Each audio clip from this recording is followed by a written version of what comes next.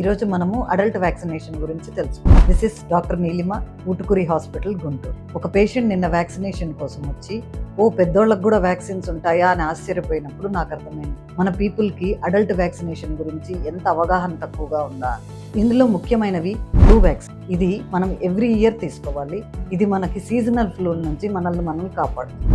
నెక్స్ట్ది ఏంటంటే pneumonia vaccine, pneumococcal vaccine అంటారు. ఇది ఊపిరితిత్తుల్లో ఉండే న్యూమోనియా నుంచి మనకి రక్షణ కలుగుతుంది. నెక్స్ట్ది డీటాప్ వ్యాక్సిన్. ఇది గొంతువాపు, కోరింత దగ్గు అండ్ ధనుర్వాతం నుంచి మనల్ని కాపాడుతుంది. ఇది 10 yearsకి ఒకసారి తీసుకుంటే సరిపోతుంది. HPV vaccine.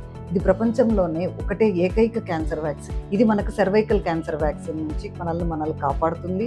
ఇది ఆడవాళ్ళైతే 45 ఏళ్ల లోపు తీసుకోవచ్చు. అదే మగపిల్లలైతే 17 ఏళ్ల లోపు వాళ్ళు తీసుకోవచ్చు. తర్వాత వ్యాక్సిన్ షింగిల్స్ అన్నమాట. సో షింగిల్స్ హెర్పిస్ జోస్టర్ నుంచి వస్తుంది.